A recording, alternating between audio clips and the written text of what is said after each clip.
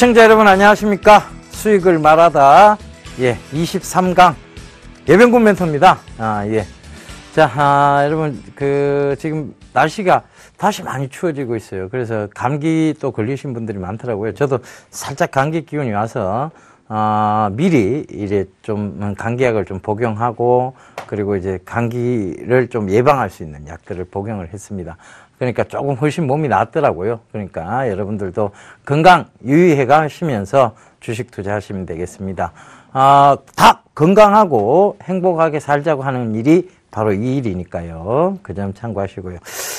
시장 얘기부터 좀 하고 넘어갈게요. 오늘 이제 월요일 장인데, 시장이 지금, 소폭 좀 변동성 구간이 좀 나오고 있어요. 그런데 코스닥은 여전히 상승 추세를 이어가는 모습이고, 코스피 같은 경우에는 조정과 지금 상승을 조금 반복하고 있는 그런 상황입니다. 그런데, 분명한 것은 지난주에, 대외적 변수 요인들이 어느 정도 나왔어요. 그러니까 제가 지난주에도 수익을 말하다를 통해서 여러분들께 말씀드렸습니다만은, 큰 이벤트가 두 개가 있었죠. 결국은 22회의에서는 뭐가 나왔느냐면 대규모 양적 완화가 나올 것이다. 왜냐하면 그리스 총선을 생각해서라도 그들은 울며 겨자 먹기식으로라도 대규모 양적 완화를 할 것이다.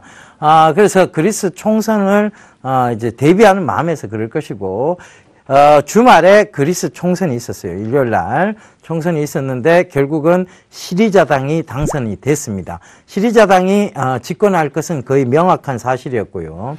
근데 이 시리자당의 마음을 움직일 수 있는 것이 바로 22의 결과였죠. 그러니까 22가 대규모 양적 완화를 했다는 것은 그리스가 함부로 유로존을 탈퇴하겠다는, 즉 그렉시트에 대한 우려적인 부분들을 없애기 위한 것이었어요. 그러니까 물론 이제 그리스가 채무 탕감을 하기 위해서 이 시리자당이 조금 무리수를 둘 수도 있습니다. 협상 테이블로 끌어내야 되니까요. 그죠?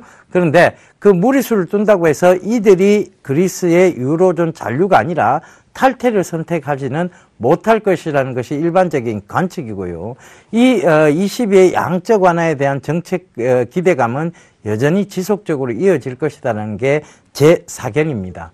그래서 그 부분도 참고를 해보세요. 결과적으로 지금 이제 시장은 불확실성이 어느 정도 해소되어져 가는 구간입니다.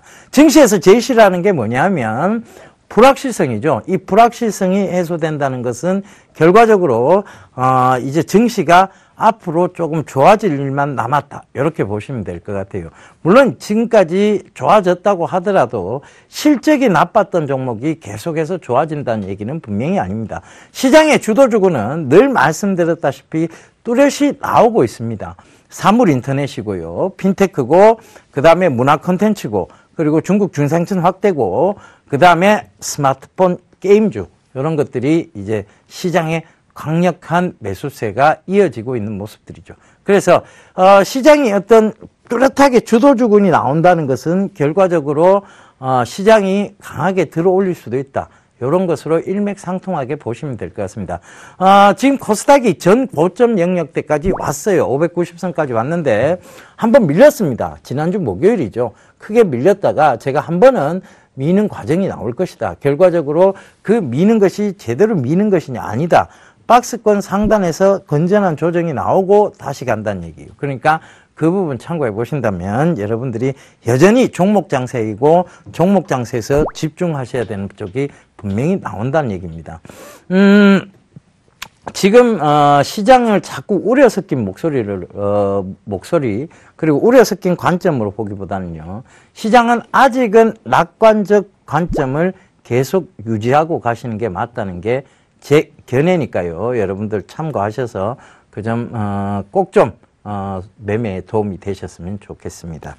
자, 오늘은요 23강자예요. 그런데 1월달 정리를 한번 해보고자 합니다. 1월달 저희가 지금 2강자 정도가 아마 나갔을 거예요. 그런데 거기 강좌에서 제가 종목을 얘기한 것도 있고 안 한 것도 있습니다. 그래서 그것들을 좀 살펴가면서 아마 얘기를 다시 정리해드리는 시간을 가질 거예요. 그러니까 우리가 뭐 섹터라는 것이 계속 나오는 것은 아니죠. 그리고 시점이라는 게 분명히 존재를 합니다.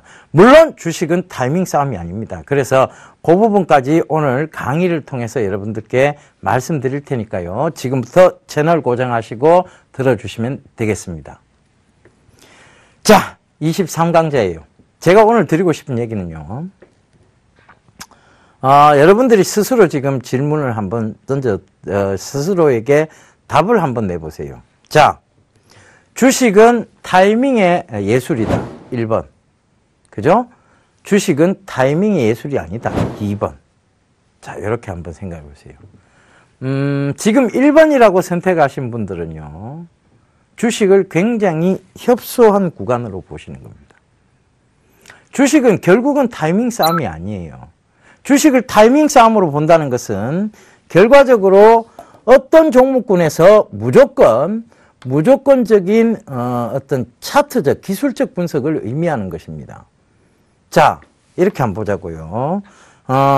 예를 들어 제가 최근에 말씀드렸던 바로 2015년도 1월 14일이죠. 1월 14일 날 제가 비콘 관련주에 대해서 얘기를 드렸을 거예요. 그 중에서 지금 가장 많이 상승했던 종목이 오늘 금일 가격 제한폭까지 오른 삼지전자도 있고요. 에너지 솔루션도 있는데 이 에너지 솔루션을 놓고 한번 보겠습니다.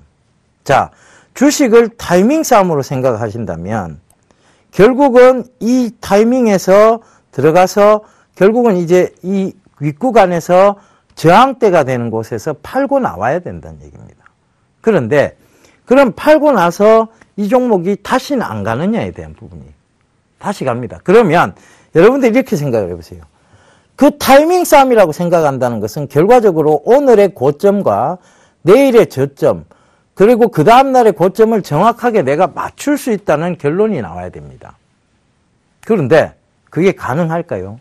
오늘의 저점과 오늘의 고점은 정확하게 누구도 모른다라고 생각을 하시면서도 나는 그걸 할 수 있다라고 생각을 하시는 것 같아요. 여러분, 결과적으로 서울대를 가려면 뭐가 필요하느냐 하면 그 시간, 즉 문제를 푸는 시간을 줄여나갈 수 있고 그리고 핵심 포인트를 잡아내줄 수 있는 누가 필요하냐? 쪽집게 가해 선생님이 필요하죠. 우리가 쪽집게 가해 선생님이라고 생각을 해보세요. 근데 여러분들은 자꾸 여러분들 고집을 피웁니다. 나는 할 수 있다라고. 무리한 영역, 절대 되지 않는 신의 영역을 본인은 가능하다고 생각을 하세요. 그러니까 저점, 고점을 나는 정확하게 잡아낼 수 있다 하는데 불가능한 얘기입니다. 차트상으로 보면요. 어느 정도 수익에서 위로 올라가게 되면 이 수익에 분명히 저항대가 보이거든요. 거기선 차익 실현을 해야 돼요. 그러면 이건 뭐가 되느냐면 수익에 제한을 두는 거고요. 손실에는 제한을 안 두는 구조가 되어버립니다. 결국은 차트를 보는 사람은 손실도 계속 손절을 해야 된다니. 근데 그게 쉬우냐 얘기죠. 어렵죠. 저도 힘든 게 손절입니다. 손절이 힘든 걸 안다면 손절을 안 할 수 있는 종목을 들어가면 되는 거예요. 그런 종목이 어딨냐고요? 있습니다. 성장성이죠. 결국은 성장성 있는 종목들은 손절하지 않고도 반드시 제자리를 찾아온다는 얘기죠. 계속해서 지금까지 방송에서 그것을 입증해 드렸고 그 부분들을 계속 말씀을 드렸어요. 그러니까 결국은 그 부분에서 답을 찾으셔야 됩니다. 주식은 타이밍 싸움이 아니고요. 산업의 싸움입니다. 여러분 이렇게 생각을 해보자고요. 애플하고 지금 삼성전자하고 산업 싸움을 지금 하고 있어요. 뭐냐? 애플도 사물인터넷, 삼성전자도 사물인터넷이라는 2차 전쟁에 들어갔습니다. 근데 절대적으로 유리한 건 삼성전자죠. 왜? 삼성전자는 가전회사를 같이 갖고 있으니까요. 그리고 애플은 가전회사가 없습니다.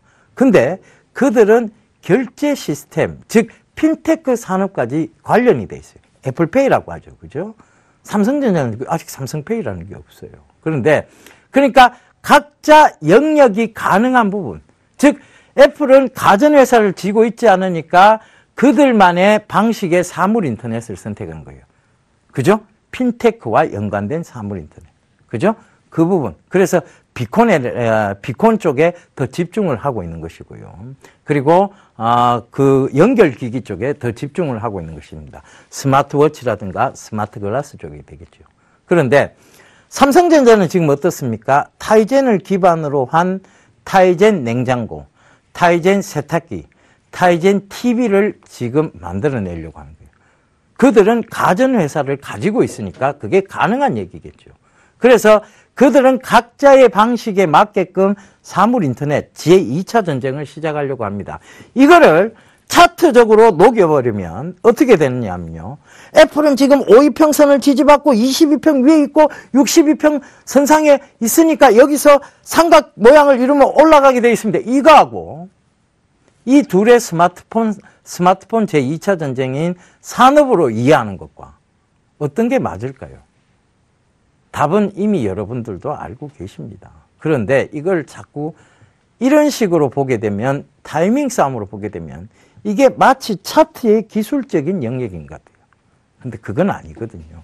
결과적으로 이 산업이 어떤 방향으로 흘러나간지에 대한 부분을 체크를 해봐야 되는데, 그걸 산업으로 자꾸 이해하기보다는 자꾸 차트로만 이해하시려고 드는 것 같아요. 눈에 보이는 게 그렇다는 얘기죠. 눈에 보이는 게 차트밖에 없어서 그렇다 하시는 건 충분히 이해를 합니다. 그렇지만 그렇다고 해서 이 모든 게 차트로 설명이 된다면 얼마나 허무한 세상이겠습니까? 그죠? 그러면 차트가 같이 꺾이면 산업도 같이 꺾이는 겁니까? 그건 아니죠. 차트가 설사 꺾였다 할지라도 산업이 살아있으면 차트는 언제든 다시 살아 돌아올라옵니다. 그 부분을 여러분 생각해 보셔야 될 것 같아요. 그래서 늘 산업에 대한 얘기를 드리는 것이, 제가 언제 여러분들한테 차트에 대한 얘기를 드렸습니까? 자, 이 시장에서 여러분도 알고 저도 알고 있는 가장 이 시장에서 성공한 케이스, 그죠? 우리가 멘토로 생각할 수 있을 만한 사람, 저 말고요. 저는 전문위원이니까 빼고요. 자, 그러면 누가 있습니까? 예, 워렌 버핏 멘토가 있을 겁니다. 그 워렌 버핏이라는 사람이요, 5위평선을 지지받고 62평 위에 있고 이 차트적 기술적 분석으로 그가 돈을 벌었다면 제가 여러분 이 차트가 맞다라고 얘기를 드릴 겁니다. 그는 성장성 있는 중소형주에 중장기 투자를 한 사람이에요. 코카콜라라는 회사에 계속 지속적인 투자를 한 겁니다. 평균 단가가 올라가든 말든 올라도 사고 내려도 사고를 반복했던, 돈만 생기면 코카콜라 회사에 투자를 했던 사람입니다. 그래서 결국은 10,000배의 수익을 거두었고요. 그가 하고 있는 게 딱 여러분들이 하고 있는 거와 정반대가 되고 있는 건 아닌지를 한번 체크를 해보세요. 첫 번째, 성장성 있는 중소형주였어요. 코카콜라는 작은 음료 회사였으니까요. 그죠? 그 다음에 그 회사에 중장기 투자를 했습니다. 여러분은 혹시 성장성 있는 중소형주에 단기 매매를 하고 계신 건 아닌지 한번 스스로 자문해 보십시오. 또 두 번째, 그는 집중 투자를 했습니다. 분산 투자 안 했죠.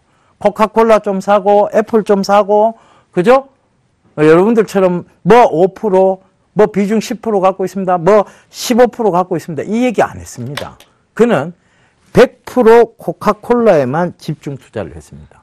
근데 여러분들은 여러분의 돈을 너무 성장성 쪽에 없는 것까지 감안해서 리스크를 줄인다는 차원에서 분산 투자를 하고 계신 건 아닌지 묻고 싶습니다. 분산 투자는요, 확실한 게 없을 때 하는 것이죠. 확실한 게 있다면 분산 투자는 필요가 없습니다. 수량으로 승부하시는 게 맞고요, 집중 투자로 승부하시는 게 맞습니다. 여기는 어차피 여러분들 생각하시는 것과는 다른 안전한 자산 관리 쪽은 아닙니다. 위험 자산이죠. 주식이라는 것은 안전 자산이 절대 될 수가 없습니다. 위험 자산입니다. 어차피 위험 자산에 발을 들여놓으셨다면 그것을 여러분들 위험하지만 노 리스크 노 머니라는, 즉 위험성이 없으면 돈도 없다라는 생각으로 굳혀가신다면 제 얘기가 여러분들 가슴에 확 닿으리라 생각을 합니다. 저는요, 지금도 여러분들께 얘기를 드립니다. 성장성 있는 중소형주에 집중 투자하시면 된다는 얘기를 늘 가족분들에게도 드리고 있습니다. 제가 올해 들어와서 가족분들의 종목은 절대 방송에 공개하지 않겠다라는 약속을 가족분들께 드렸어요. 그 얘기는 뭐냐 하면 가족분들의 리스크를 줄여드리겠다는 얘기겠지요. 그래서 최근에 가족분들에게 드렸던 종목군에서 큰 급등세가 나오고 있습니다. 쉽게 꺾이질 않아요. 그게 뭐냐 하면 방송에서 공개를 하면요, 대다수의 많은 분들이 그걸 사게 되죠. 그러다 보면 쉽게 가지를 않아요. 왜냐하면 물량을 뺏겼기 때문이죠. 그래서 그 부분도 참고를 해보신다면 여러분 이건 어차피 서로 간에 지금 눈치 싸움이에요. 크게 보자면 개인, 기관, 외국인들이 누가 서로 올려줄 것인가 눈치를 보고 있다가 올리는 틈을 타서 그들에게 물량을 넘기고 나오는 것입니다. 그런데 그걸 더 디테일하게 분석해 보면 기관, 기관의 싸움이기도 하고요. 개인, 개인 간의 싸움이기도 하고 개인, 외국인의 싸움이기도 하고 이 여러 형태가 나타납니다. 그거를 단순한 기관, 외국인, 개인 이 수급의 형태로 파악하는 것도 잘못됐다는 얘기입니다. 그 점도 참고를 해보십시오. 외국인도 저거들끼리도 싸워요. 그러니까 저거들끼리도 눈치 보면서 누군가한테 물량을 넘기고 나가고 싶어 합니다. 그것도 싸게 사서 비싸게. 그죠?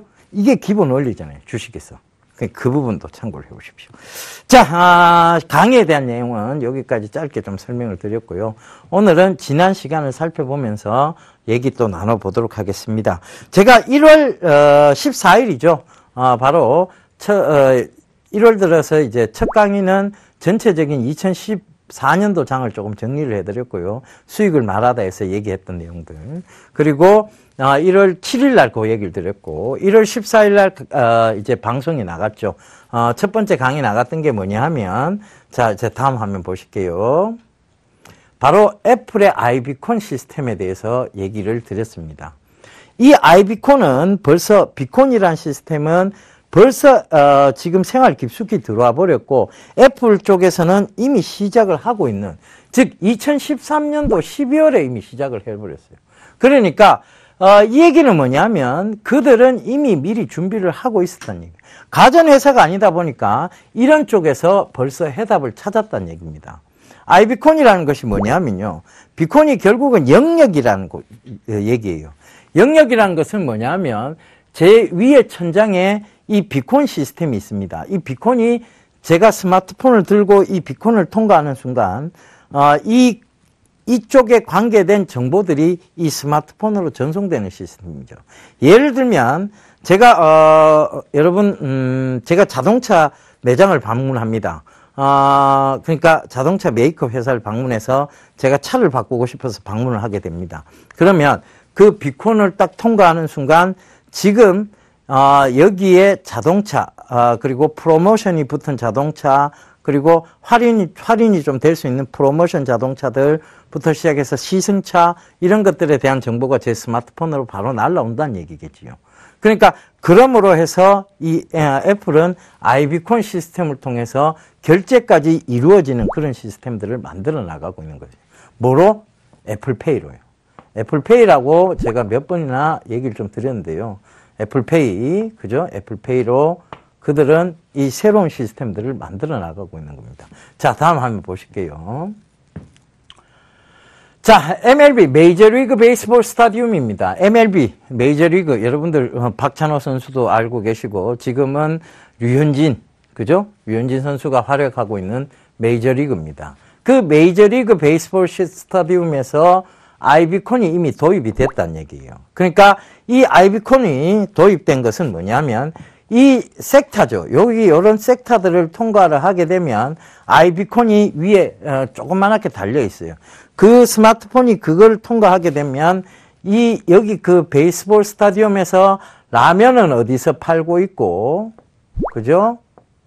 오늘 경기 정보부터 시작해서 오늘 선발 투수, 그리고 오늘 그리고 예상되어지는 중간 개투 요원, 이런 것들뿐만 아니라 내가 이 베이스볼 스타디움을 이용하면서 내가 사고 싶었던 공, 볼, 그죠?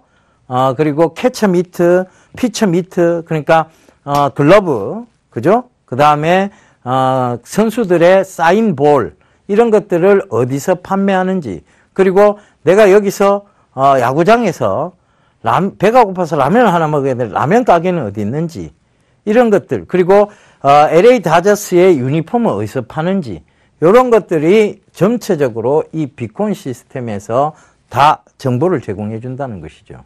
그러면서 그게 어떻게 결제되는지가 나오는 시스템이에요. 그래서 자, 다음 한번 보실게요. 이제 짧게 좀 넘어가겠습니다.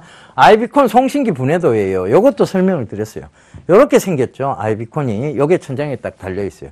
요거를 딱 통과하면서 이 송신기에서 어디로? 스마트폰 쪽으로 정보를 쌓아주는 시스템입니다.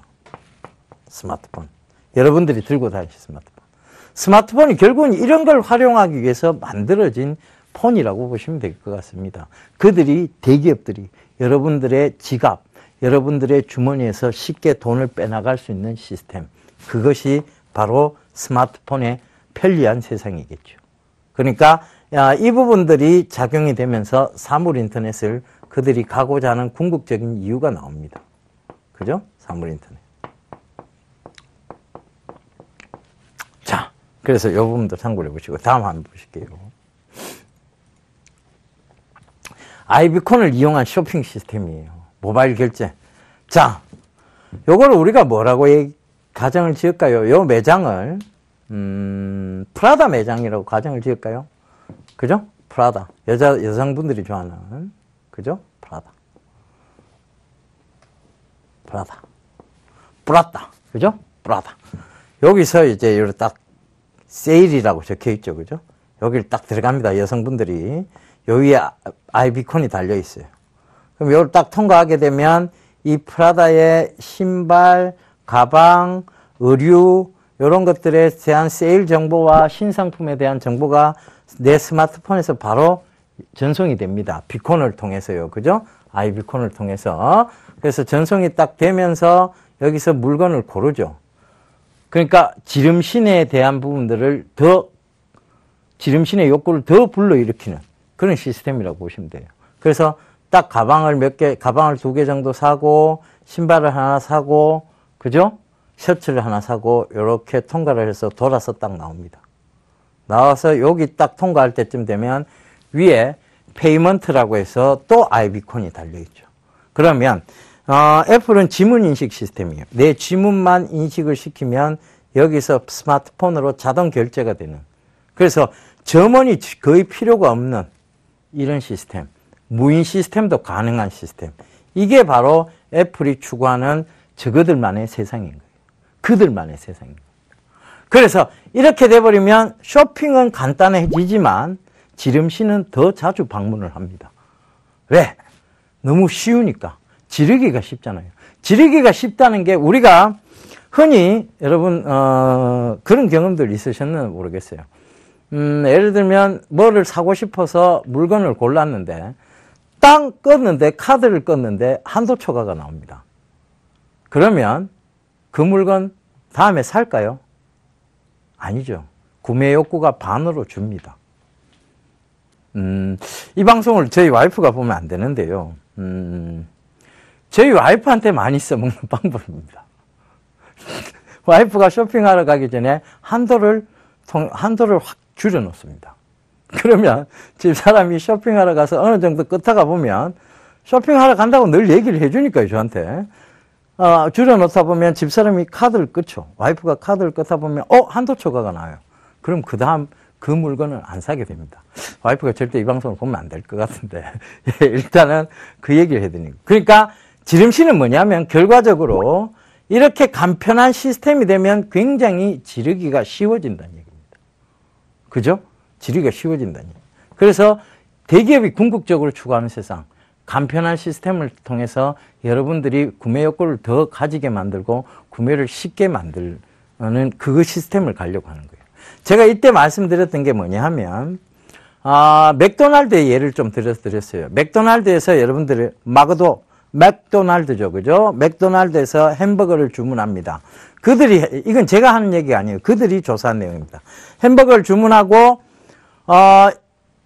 5초 이내에 음료는 어떻게 하시겠습니까? 묻는 것과 5초에서 10초 사이에 음료는 어떻게 하시겠습니까? 묻는 것과 아예 음료는 어떻게 하시겠습니까? 묻지 않는 것에 대해서 그들이 조사를 해가 발표를 했습니다. 5초 이내에 질문을 하니까 음료를 주세요라고 한 사람이 80%였어요. 그러면 5초에서 10초 사이에 음료는 어떻게 하시겠습니까? 물었을 때 이 구매 욕구가 반으로 준다는 얘기입니다. 이 짧은 시간에 사람들은 어떤 생각을 하느냐 하면 어떤 생각을 할까요? 코카콜라 뭐 크게 몸에 좋은 것도 아니고 탄산음료 몸에 좋은 게 아닌데 그냥 햄버거하고 물을 먹지 뭐 이 생각을 하는 사이에 이 구매 욕구가 40% 준다는 얘기예요. 그 다음에 아예 음료를 묻지 않는 것은 더 떨어집니다. 5%대로 뚝 떨어집니다. 사람이 음료에 대한 반응이 없다는 얘기죠. 결과적으로 이 얘기는 뭐냐 하면 즉각적인 시스템이 이루어져야 구매 욕구는 더 강하다는 것을 이 맥도날드가 조사한 것입니다. 이게 뭐냐 하면 소비 심리학이죠.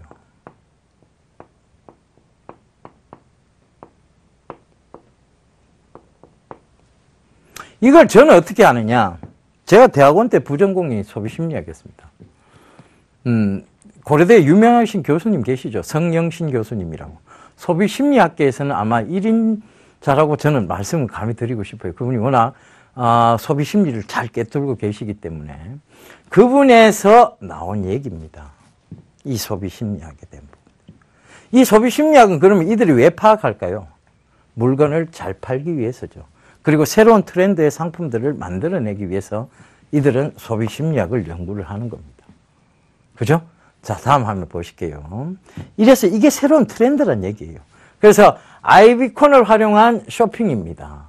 자, 또 얘기인데요. 이 아이비콘이 천장에 달려 있어요. 그리고 옆면에 붙어 있습니다. 그러니까 세일 상품이 딱 뜨죠. 여기에 프라다 굳은 거예요. 프라다 구두. 그죠? 프라다 굳은 거예요. 50% 오프입니다. 50% 세일이라는 얘기죠. 그죠? 50% 다운된 가격이라는 얘기입니다. 그죠? 그래서 이거를 사게끔 만드는, 구매 욕구를 불러일으키게끔 만드는 아이비콘이라는 얘기예요. 결제까지 바로 가능한, 지문만 읽히면 바로 결제가 가능한, 이 애플 아이폰 여기 지문 딱 읽히면 결제가 되잖아요. 그죠? 여러분 아시죠? 그죠? 그 부분 참고를 해보셨으면 좋겠습니다. 그 다음이죠. 그 다음 화면 보실게요. 자, 아이비콘의 클라우딩 활용도입니다. 결국은 이 아이비콘은 또 다른 또 시스템을 가지고 있어요. 자, 이걸 봐보자고요. 이분이 예를 들면 여성분의 특성이에요. 그리고 남성분의 특성입니다. 이분이 최근에 검색한 게 구두라든가 의류 쪽을 검색을 많이 했습니다. 혹은 이 여자분의 손이 보이는데 이분이 여행을 검색을 많이 했어요. 해외에. 그러면 이 정보, 이분이 검색했던 정보들에 대한 기록이 클라우딩 컴퓨터에 남아있는 거예요. 이게 뭐냐면, 이쪽에서 자료를 보관하는 거죠. 그럼 이분에 대한 정보에서 이분이 최근 여행 쪽에 관심이 많구나 그러면 이분한테 스마트폰 쪽으로 여행지, 가고 싶은 여행지, 그리고 흔히들 사람들이 가고 싶어 하는 여행지에 대한 상품 정보들을 보냅니다. 이 클라우딩 컴퓨터가 알아서. 그럼 구매 욕구가 더 커지겠죠. 그래서 결제를 하는 거예요. 자, 이분이 구두를 많이 검색을 했어요. 무슨 구두. 그러면 이 클라우딩 컴퓨터에서 알아서 구두 상품 세일 정보를 보내주는 거예요. 그러면 이 중에서 내가 마음에 드는 게 있어요. 그럼 사겠죠. 그게 구매 욕구를 극대시키는 하나의 이 대기업들의 방법입니다. 이제 이해가 되세요? 네. 이게 이해가 되셔야 돼요. 그래야 사물 인터넷이 왜 그들이 가고자 하는지가 이해가 됩니다. 아시겠죠? 자, 다음 화면 보실게요. 아이비콘의 작동 원리입니다. 앱을 통해서 코어 블루투스죠. 저전력 시스템. 그걸 통해서 우리가 블루투스 시스템을 통해서 우리가 받는 거예요. 그러니까 블루투스라는 것은 근거리 무선 통신하고도 일맥상통하는 부분입니다. 그래서 그런 부분에 있어서 이 아이비콘이 작동되고 있는 거예요. 그러니까 우리가 스마트폰을 블루투스 기능을 열어두면요. 블루투스가 알아서 저전력으로 잡아서 그 상품 정보라든가 그런 것들을 여러분들께 쏴주는 시스템이에요. 그러니까 저전력 시스템이죠. 그리고 데이터 용량이 크게 소비되지 않는 시스템. 그런 시스템이라고 보시면 될 것 같습니다. 자, 다음 화면은, 다음 화면 보실게요. 자, 요거는 이제 3D 프린팅 산업이에요. 요거는 이제 21일 날이죠. 전주에 방송되었던 내용입니다. 그러면, 여기까지 해서 바로 비콘 관련주들에 대해서 한번 짚어보자고요. 제가 정확하게 방송 나간 것이 14일 수요일 저녁 8시였습니다. 그러면 지금 3D 프린팅 관련 비콘 관련주라고 불리는 것들이 뭐가 있느냐를 먼저 좀 살펴보자고요. 첫 번째로 영우통신이 있을 겁니다. 이 영우통신이 잘 한번 봐보세요. 이게 1월 14일 날 방송이 나갔어요. 그죠? 1월 14일 날 수요일 날 방송이 나갔고 이게 본 방송이에요. 그리고 나서 조정이 들어왔죠. 목요일 날 조정 들어왔고 금요일까지 조정 들어왔어요. 그 다음부터 산업은 계속 살아갑니다. 지금 봐보세요. 지금 보니까 그래. 1월 14일이면 여기인데 목요일부터 샀다 할지라도 4,300원. 그날 고가가 4,400원이에요. 그러면 지금 4,600원입니다. 아무리 떨어져도 앞으로 방향성이 뚜렷한 섹터들은 가게 돼 있는 거예요. 그 다음 여러분들이 비콘 관련주라고 인터넷에 검색창에다가 검색만 해보셔도 이 비콘 관련주 중에 가장 먼저 뜨는 것이 영우통신, 삼지전자, 에너지솔루션 이런 것들이 뜹니다. 그죠? GTNT 이런 것들이 뜨죠. 그래서 이 부분들이 영우통신도 봐보세요. 이제 비콘 관련주예요. 그 다음에 또 하나 오늘 금일 가격 제한폭까지 오른 게 있죠. 삼지전자입니다. 이것도 비콘 관련주로 분명히 분류가 되어 있어요. 자, 제가 어떤 이런 얘기를 하니까 테마 재료를 하시는 거 아니냐 하는데 테마 아니에요. 산업에 대한 얘기입니다. 여러분 자꾸 테마로 전체적인 섹터를 얘기하면 그걸 테마로 얘기해요. 종목을 얘기한다고 해서 그게 테마가 아닌 게 아니에요. 전체적인 섹터를 얘기한다고 해서 그게 테마가 되는 거고 섹터를 얘기 안 하고 종목을 얘기하면 테마가 아니다는 게 아닙니다.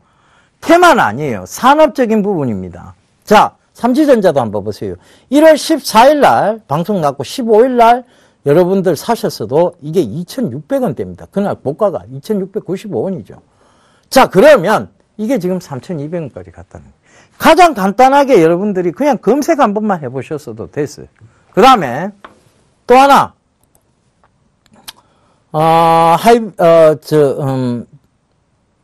바로 그거죠. 에너지 솔루션. 그죠? 에너지 솔루션은 급등이 나왔습니다. 자, 2월 14일 날이에요. 1월 14일 날 참 방송 나왔고 수요일 날, 목요일 날 1월 15일 날 고점을 잡았다 해도 1,650원입니다. 그날 고가가 지금 가격도 1,900원대예요. 근데 최근에 2,300원대까지 간 거예요. 그죠? 또 하나. 그럼 지금 비콘 관련주들은 다 올라간 거예요. 그죠? 안 올라간 종목이 없다는 거예요. 자, 또 하나. 바른전자. 그죠? 바른전자가, 1월 15일 날, 1월 15일 날 하면 지금 소폭 하락 구간 쪽에 있습니다. 또 하나. GTNT가 있죠. GTNT도 보겠습니다. 자, 이거는 지금 거의 변화가 없어요. 거의 보합권에 머물러 있다고 보시면 돼요. 그러면 이 비콘 관련주라고 나온 5종목 중에 3종목이 굉장히 강한 상승을 이루었습니다. 그럼 여러분들이 그 중에서 3종목을 잘 잡으셨다면 지금 큰 수익이 나고 있다는 얘기예요.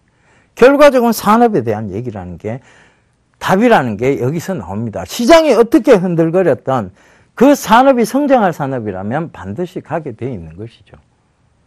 자, 그래서 그 다음 주에 그럼 제가 뭘 말씀드렸느냐면 3D 프린팅에 대해서 얘기를 드렸어요.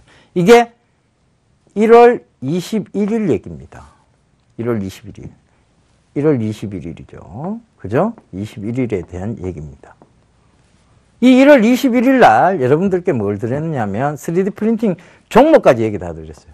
STI 좋게 보고 있습니다. 하이비전 시스템 그나마 괜찮습니다.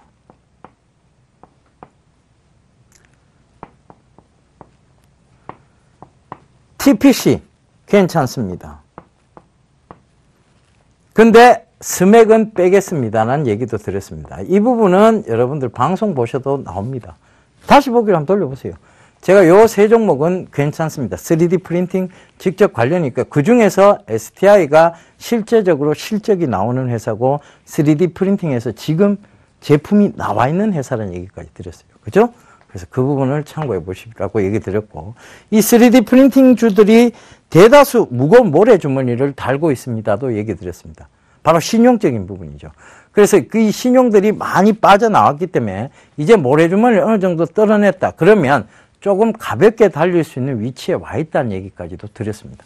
자, 그 다음 한번 보실게요. 이 3D 프린팅 산업이 지금 어디에 쓰이고 있느냐에 대한 부분이에요. 자, 오토데스크에서 개발한 1, 2, 3D 캐치 촬영입니다. 자, 카메라 감독님들이 좋아할 것 같아요. 이렇게 촬영을 하고 나면 3D 캐치로 촬영을 하고 나면 이런 식의 3D로 그래픽으로 전환이 가능하다는 얘기예요. 그죠? 그래서 이 3D로 전환이 가능해서 캐치한 것들을 모형을 만들어낼 수 있다는 얘기입니다. 자, 우리가 이게 어디 많이 쓰일까요? 모형이 많이 쓰이는 곳, 3D 모형이 많이 쓰이는 곳이 어딜까요? 영화 산업이겠죠. 그죠? 영화에 우리가 실제적으로 작은 피규어들을 가지고 영화를 찍는 경우도 있습니다. 그게 뭐냐면 대체 화면이죠. 우리가 컴퓨터 CG, 컴퓨터 그래픽이라고 얘기를 하는데 이게 안 되는 부분은 어디 쪽으로 이런 피규어, 대체 상품으로 해서 영화를 찍어 나가요. 그런데 그것들이 가능한 모형이 뭐냐면 바로 이 오토데스크에서 개발한 1, 2, 3D 캐치 촬영입니다. 이 모형을 그대로 만들어내는 거예요. 그죠? 얼마나 실용적으로 쓰이겠습니까? 영화 관계인들이 굉장히 좋아하겠죠. 저라도 이 영화를 보는데 실제적인 화면들을 3D로 해서 이렇게 보여준다면 이 영화를 더 흥미롭게 볼 수 있을 것 같습니다. 그냥 단순한 CG가 아니고요. 그죠? 컴퓨터 그래픽이 아닌. 우리가 클레이 무비라고도 불리고요. 그러니까 진흙 장난감, 그걸 가지고 만든 클레이 무비도 한때 나왔었고, 그 클레이 무비에 보면 이제 그 유명한 감독 있죠. 그죠? 그 조니 뎁이 출연한 그 영화에도 보면 클레이 무비가 있어요. 이 클레이 무비들은 굉장히 장기간에 걸쳐서 이 모형들을 가지고 조금씩 팔 하나 조금 움직이는 것까지 모형을 수십 개를 만들어내서 찍는 게 바로 이 클레이 무비 이런 것들입니다. 그러니까 그런 부분들이 CG하고는 또 다른 느낌을 주죠. 컴퓨터 그래픽하고는. 그래서 이제 그런 부분들에서 충분히 활용이 될 만한 산업이라는 얘기예요. 그 다음 화면 보실게요. 그 다음 화면 보시게 되면요. 자, FDM 방식, 이 3D 프린팅 방식의 이제 원료에 따른 방식이에요. 이 FDM 방식은 필라멘트를 주 원료로 합니다. 여러분들 이게 필라멘트예요. 이 지금 색깔별로 있는 게 이게 필라멘트인데 이 필라멘트를 가열해서 히트 블록이라는 곳을 통과하면서 그 노즐을 통해서 이렇게 적층 방식으로, 그러니까 쌓아가는 방식이죠. 이걸 깎는 게 아니고 깎아서 만드는 게 아니에요. 어떤 원통이 있다면 이걸 깎아서 만드는 방식이 아니라 적층 방식으로 이렇게 쌓아가면서 그 모형들을 만들어가는 방식입니다. 그게 FDM 방식이에요. 이게 가장 비용이 적게 들어가면서도 가장 노화된 시스템, 낙후된 시스템입니다. 그죠? 필라멘트밖에 쓸 수 없어요. 이걸 녹여야 되니까. 녹이는 게 굉장히 약해요, 열도. 그래서 그 부분이에요. 거의 우리가 뭘로 생각하면 좋겠습니까? 글루건? 글루건 우리가 써보면 글루건 이래 전기 꼽아서 히팅 그쪽으로 해서 액체 이런 모양으로 요 주둥이에서 액체가 나오면서 본드 역할을 하는 글루건, 즉 플라스틱을 녹여서 하는 거죠. 그죠? 그런 것들을 이 글루건이 계속 왔다 갔다 거리면서 적층 방식으로 물건을 만들어 나간다고 생각하시면 될 것 같아요. 그죠? 쌓아가는 방식으로. 그죠? 그러니까 모형을 만들어 나가는 거죠. 자, 그 다음 한번 보실게요. 지가 만들고 있는 3D 프린트로 만들고 있는 연료 노즐이에요. 자동차 부품입니다, 벌써. 야, 벌써 2단계까지 왔어? 이건 FDM 방식은 아니에요. 이 자동차 노즐을 필라멘트로 만들 수 있을까요? 만들어도 그게 내구성이 있을까요? 없죠. 그러니까 이건 FDM 방식으로 못 씁니다. 그죠? 그래서 그 이미 제품 자체가 연료 노즐 같은 제품들은 이게 나와 있어요. 이걸 근데 왜 만드는데를 물어볼 거예요. 이거 왜 만드는데? 왜 만들까요? 지금 기존의 방식들, 그 주형 틀에다가 성형 틀이 있잖아요. 그죠? 성형 틀에다가 주물을 부숴 꽝 찍어내갖고 만드는 방식이에요. 이걸 왜 만들까? 이거 그냥 그대로 만들면 되잖아. 뭐가 떨어지느냐? 내구성이 떨어져요. 주형 방식은. 왜 떨어질까요? 자, 주물을 부어갖고 만듭니다. 꽝 찍어요. 이 안에 기포가 생길까요? 안 생길까요? 기포가 생기면 불량일까요? 아닐까요? 불량이겠죠. 왜냐하면 이 군데군데 안에서 자동차는 열이 굉장히 많은 자동차라는 게 여러분 1시간 한 타고 돌아다가 엔진을 딱 만져보세요. 엔진 쪽, 엔진 룸을. 굉장히 뜨거워요. 그 열이 많은데 이런 기포들이 안에 군데군데 자리 잡고 있다면 이건 내구성이 떨어지게 되겠습니다. 근데 3D 프린팅 방식으로 만들면 기포가 생길 수가 없어요. 내구성이 높아지겠죠. 이걸 우리가 흔히들 철에서 이 방식을 뭐라고 얘기를 하는가 하면 FSS 단조라고 얘기를 합니다. 기포가 생기는 것을 레이저로 엑스레이 비슷한 걸로 찾아내서 주사기로 찔러갖고 기포를 빼내요. 그게 FSS 단조 방식이에요. 포지드, 그죠? 대장장이 단조 방식. 근데 단조라는 것은 원래 의미는 꽝꽝꽝꽝꽝 압축을 시켜서 기포도 없앨 뿐더러 철은 어떤 성질을 가지고 있냐면 때리면 때릴수록 가벼워지면서 강해지는 성질을 가지고 있습니다. 그래서 옛날에 그 대장장이들이 보면 칼 이런 거 들고 꽝꽝 때리고 있는 거예요. 망치로. 가벼워지고 강성이 강해지니까. 그래서 단조로 만든 칼은요. 이때도 설명드린 단조로 만든 칼은 쉽게 부러지지 않습니다. 주조로 만든 칼하고 싸우면 주조로 만든 칼이 무조건 지게 돼 있어요. 그래서 검문화가 발달한 나라들이 단조 문화가 발달해 있는 나라인데 그것이 영국, 일본이 검문화가 발달되어 있다. 일본은 사무라이, 영국은 결투. 그죠? 이 방식인 거예요. 그러니까 일본에 보면 그 유명한 검 집안도 있다고 얘기를 했죠. 그죠? 쿠엔틴 타란티노의 영화입니다. 킬빌에서 보면 이 유명한 검문화 집안이 나옵니다. 핫도리 한조라고 불리는 실제로 있는 집안이에요. 그 집안에서 그 검을 만들어서 가볍고 강성이 높은 검을 만들어서 공급을 한 거예요. 그러니까 이 검은 싸우니까 지지를 않는 거예요. 왜? 다 깨거든. 주물로 만든 검들을 다 깨는 거예요. 그래서 이제 그런 얘기가 나옵니다. 그래서 이 3D 프린트 방식이 뭐냐면 이 변형이 쉽고 불량률이 나올 수 있는 주물 방식을 탈피할 수 있다는 얘기예요. 그래서 이걸 만드는 겁니다. 그리고 제작이 용이하고 그 다음에 재고를 가져갈 필요가 없는 것이죠. 여러 가지 상식적인 부분들이 나오는 것입니다. 그 다음 보실게요. 자, 이게 SLA 방식이에요. 레이저 소스를 분사하는 방식입니다. 레이저 빔을 통해서요. 이거는 재료가 뭐가 되냐면 레진이 재료가 돼요. 이 플랫폼에다가 레진을 분사하면서 적층하는 방식입니다. 이거 역시 적층하는 방식이죠.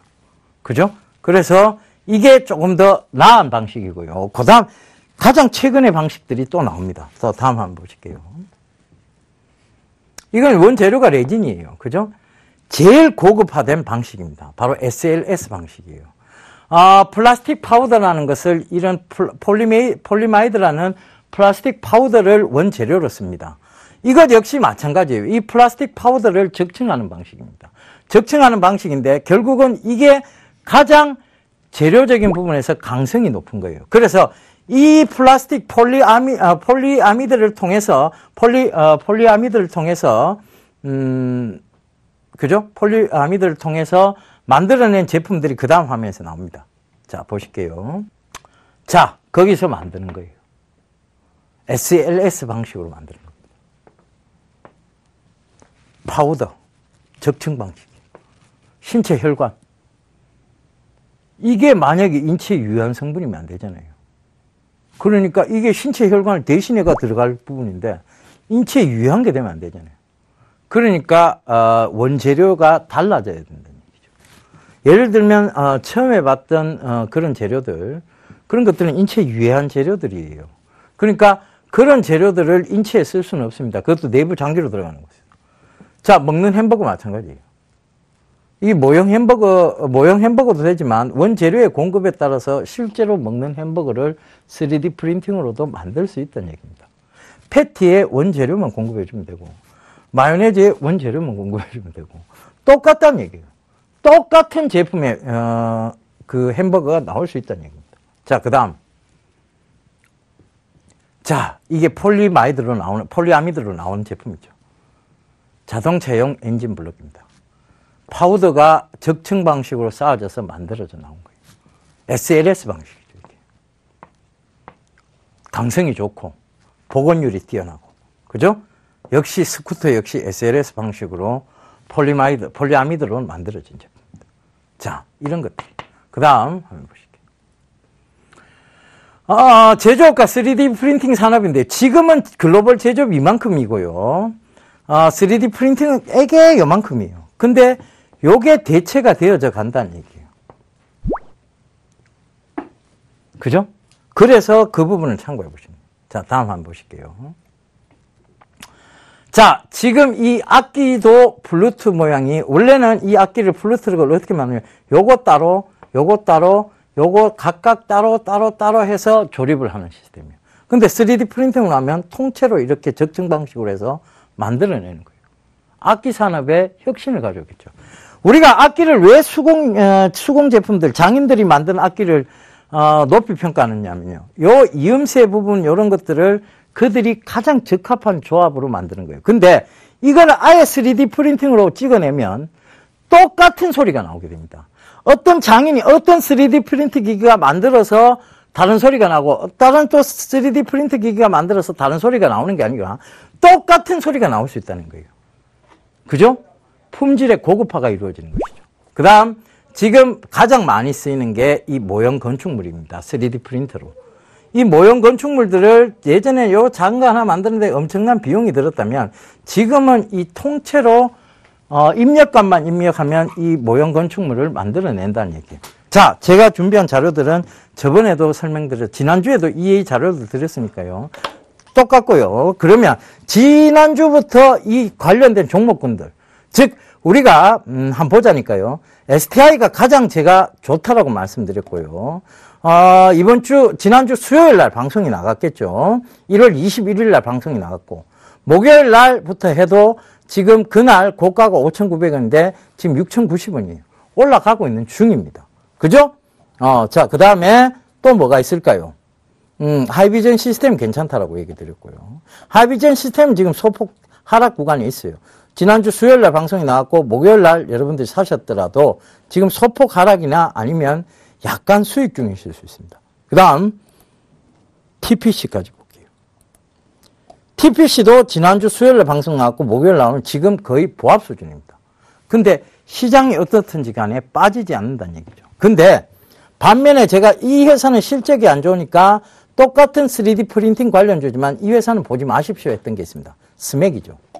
자, 지난주 수요일 날 방송 나가고 급락이 한번 나왔죠. 목요일 날. 그리고 살짝 소폭 들고 또 하락. 그러니까 지금 이 회사가 지금도 봐도 가장 안 좋아 보여요. 그런데 그나마 3D 프린팅 관련주기 때문에 버티고 있는 겁니다. 산업이에요. 결국은 이 모든 건 산업적으로 이해를 하셔야 된다는 얘기입니다. 그걸 자꾸 기술적 분석상의 타이밍 싸움으로 인식을 하시다 보니까 그 인식 자체가 여러분들의 수익에 자꾸 제한을 두고 손실에는 제한을 안 두는 구조를 가지고 가는 겁니다. 그러면 수익이 날 수 없는 구조입니다. 이 부분 오늘 강의에서 꼭 좀 이해를 하셨으면 좋겠습니다. 자, 1월은 이렇게 마감을 좀 지어드리고요. 2월 달부터는 또 새로운 산업에 대한 얘기들을 드리도록 하겠습니다. 제가 열심히 공부해서 또 여러분들께 전달해 드릴 테니까요. 이 프로그램 수요일 본방 꼭 놓치지 마시고 계속 시청해 주셨으면 좋겠습니다. 수요일 날 저녁 8시에 매번 진행이 됩니다. 그러니까 꼭 본방송 놓치지 마시고요. 그때마다 제가 말씀드린 산업에 대해서 유심히 봐줄 것을 당부드리면서 저는 이만 물러가도록 하겠습니다. 다음 주 다시 인사드리도록 하겠습니다. 감사합니다. 예병군 전문의였습니다.